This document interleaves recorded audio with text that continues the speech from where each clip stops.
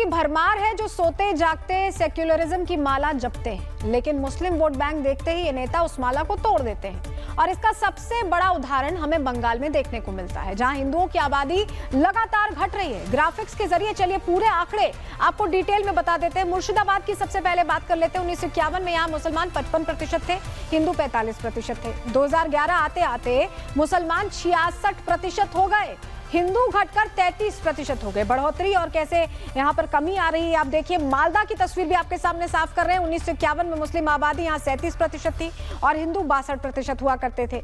2011 में मुसलमान 51.27% हो गए और हिंदू 48% रह गए। मतलब तस्वीर लगभग पलट गई। इसका क्रेडिट बॉर्डर पार से घुसपैठ और नेचुरल ग्रोथ दोनों को जाता है। उत्तर दिनाजपुर की भी बात कर लें, जहां 1951 में मुसलमान थे 39% और हिंदू 60%। 2011 में मुस्लिम आबादी यहाँ पर पहुंच गई 49.92%, यानी लगभग 50%, और हिंदू भी लगभग 49% के साथ साथ बराबरी पर है, यानी मामला नेक टू नेक है। उत्तर 24 परगना की अब बात कर लेते हैं, जहां 1951 में मुस्लिम आबादी थी 19% और हिंदू 80% हुआ करती थी, लेकिन 2011 तक मुसलमान 25.82% हो गए और हिंदू 73.46% रह गए। दक्षिण 24 परगना की भी बात कर लेते हैं, जहां 1951 में मुस्लिम आबादी करीब 20% थी। 2011 आते आते ये बढ़कर 35.57% हो गई, यानी करीब 15% की छलांग। बीरभूम की भी बात कर लेते हैं। 1951 में मुसलमान 22% थे और हिंदू 77, और 2011 में मुस्लिम 37% हो गए, हिंदू 62.29% घटकर रह गए। वहीं ये सारे आंकड़े बताते हैं NFHS 5 के अनुसार मुस्लिम फर्टिलिटी रेट है 2.3, जबकि हिंदू का सिर्फ 1.6 है, और यही वजह है कि आंकड़े ऐसे दिखते हैं। अब जरा सोचिए कि 1951 से अब तक 15% का उछाल किसी बॉर्डर से ना लगे जिले में हो रहा है। अगर ये घुसपैठ नहीं है तो फिर क्या है? और अभी तो हम 2025 में, इसके आंकड़े आए नहीं है, 2011 के आंकड़ों से हम बता रहे हैं। इन सभी जिलों में ना कोई जबरदस्त इंडस्ट्रियल ग्रोथ हुई है, ना कोई ऐसा डेवलपमेंट हुआ है जिससे कि एक कम्युनिटी की जनसंख्या स्पीड से बढ़े और दूसरी की जिम्मेदारी लगातार घटती जाए। कोई ये नहीं कह रहा कि ये कोई बहुत बड़ी साजिश है, लेकिन बात इतनी सी है कि ये नॉर्मल नहीं है, और इतनी तेजी से बदली डेमोग्राफी, वो भी भारत की पूर्वी सीमा जैसे संवेदनशील एरिया में, लंबे समय तक टिकाऊ नहीं हो सकती, और इसको लेकर भी अब बड़े एक्शन की जरूरत है।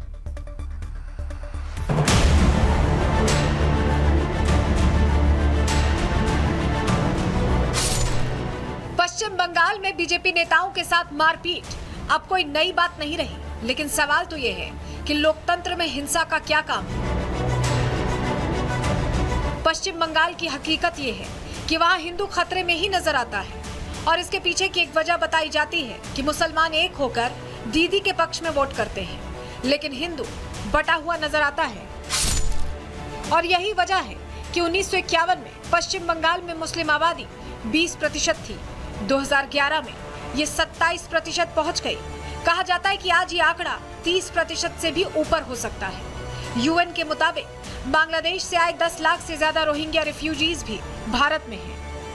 मतलब डेमोग्राफी बदलती रही, मुस्लिम आबादी प्राकृतिक या घुसपैठ के तौर पर बढ़ती रही, हिंदू बटा सा नजर आने लगा, और बटने के खेल को रोकने के लिए बीजेपी कहती रही कि बटोगे तो कटोगे, एक रहोगे तो सेफ रहोगे। राष्ट्र से बढ़कर के कुछ नहीं हो सकता, कुछ नहीं हो सकता, और राष्ट्र तब सशक्त होगा जब हम एक रहेंगे, नेक रहेंगे, तभी नेक रहेंगे। बटेंगे तो कटेंगे। आप देख रहे हैं ना, बांग्लादेश में देख रहे हो ना, तो वो गलतियां यहां नहीं होनी चाहिए। बटेंगे तो कटेंगे, एक रहेंगे तो नेक रहेंगे। ऐतिहासिक रूप से देखें तो बंगाली भाषा में, जिसे तब पूर्वी बंगाल कहा जाता था और जो आज बांग्लादेश के नाम से जाना जाता है, जनसंख्या का एक बड़ा हिस्सा हिंदुओं का था। ठीक सुना आपने, ये बड़ा हिस्सा हिंदुओं का था। पिछली शताब्दी की शुरुआत में हिंदू इस क्षेत्र की आबादी का लगभग 1/3 हिस्सा, यानी 33% के करीब हुआ करते थे।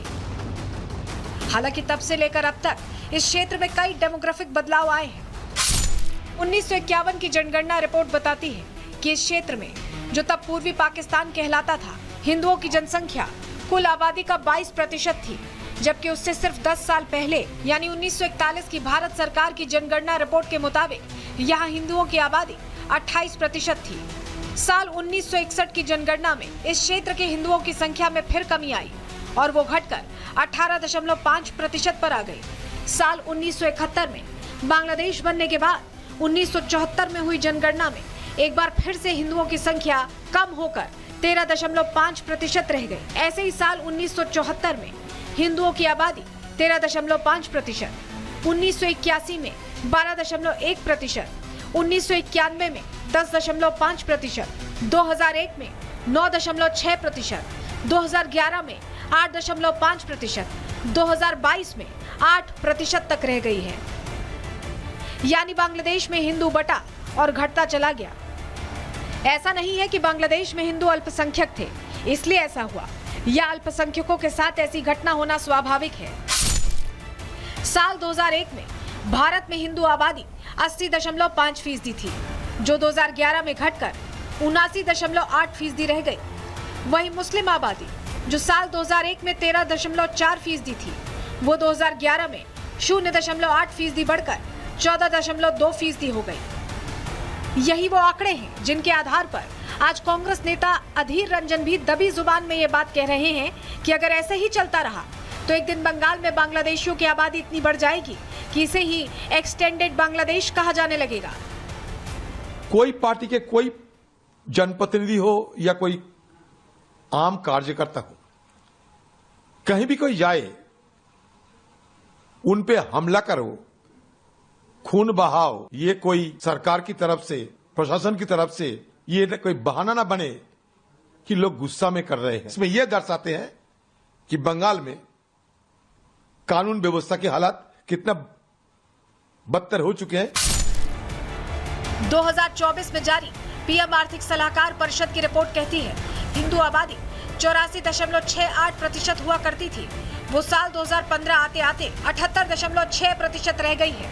वहीं साल 1950 में जो मुस्लिम आबादी 9.84% हुआ करती थी, वो साल 2015 आते आते 14.09% हो गई।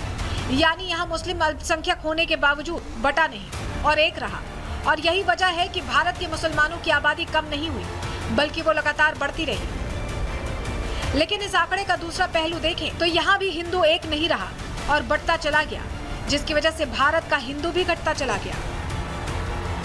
बीजेपी अपने हर भाषण, अपनी हर रैली में कहती रहती है कि एक रहेंगे तो सेफ रहेंगे, बटेंगे तो कटेंगे, और ये नारा पूरी तरह से हिंदू वोटर्स को लेकर है। लेकिन यहाँ ऐसा लगता है कि इस नारे का सबसे ज्यादा असर हिंदुओं पर नहीं बल्कि मुसलमानों पर हो रहा है। जहां बीते लोकसभा चुनाव में कुछ मुस्लिम संगठन एनजीओ बनाकर इंडिया अलायंस को वोट देने की अपील करते नजर आए थे, तो वहीं झारखंड के लोहरदगा जिले में जमीयत उलेमा का एक लेटर भी जारी हुआ था जो हर मुसलमान तक पहुंचाया गया, जिसमें लिखा था कि सभी मुसलमानों को एक होकर इंडिया गठबंधन को वोट देना है। अब इस पूरी रिपोर्ट का मूल भाव सिर्फ ये बताना है कि पश्चिम बंगाल में जिस तरह की सियासत हावी है, उसे देखकर लगता है कि मुसलमानों की बढ़ती आबादी के मामले में कहीं ये राज्य टॉप न कर जाए और कहीं आने वाले समय में पश्चिम बंगाल मुस्लिम बाहुल्य न बन जाए, जिसकी बात अब खुद कांग्रेस भी करने लगी है। Bureau report, Republic Bharat.